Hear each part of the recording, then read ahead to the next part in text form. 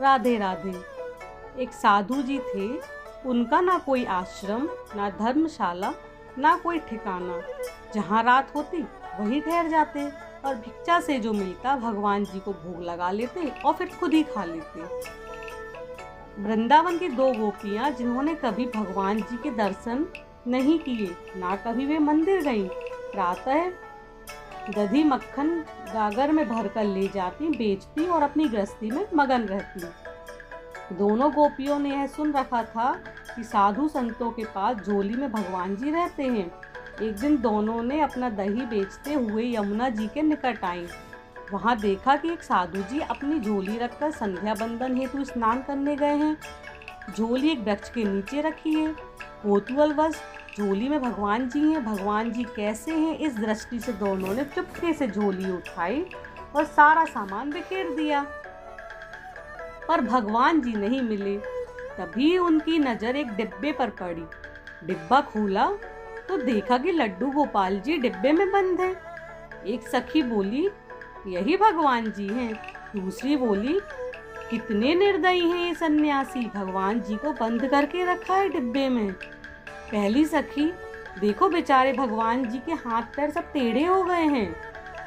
दूसरी सखी बोली, बेचारे बंद जो रहते हैं, हाथ पैर हिलाने की जगह भी नहीं है।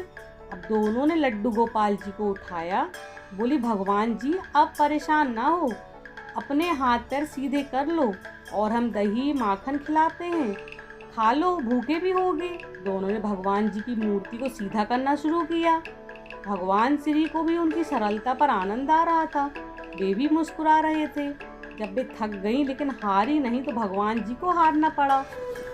लड्डू गोपाल जी की मूर्ति सीधी हो गई, भगवान जी सीधे खड़े हो गए। दोनों ने भगवान जी को नहलाया और दही खिलाया। फिर बोली, अब लेटो, आराम करो। वह सीधी मूर्ति डिब्बे में नहीं जा रही थी। तब तक वह महात्मा जी आ गए। दोनों डर कर भागी। महात्मा जी ने सोचा कि कुछ लेकर भागी हैं। वह उनके पीछे दौड़े लेकिन उन तक पहुंच नहीं पाए। लौटकर झोली देखी तो हतप्रभ रह गए, अचंभित रह गए। भगवान लड्डू गोपाल जी खड़े हंस रहे थे। महात्मा जी सारी बात समझ गए। वह भगवान जी के चरणों में गिरकर रोने लगे।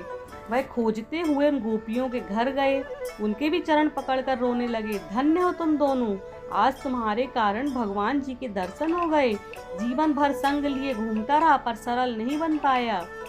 तभी भगवान जी को हम सरलता से उनके हम दर्शन कर सकते हैं। भगवान जी भाव और सरलता पे रीझते हैं। हम जीवन में सरलता नहीं ला पाते, यही हमारी विडंबना है। बोलो जय श्री कृष्णा।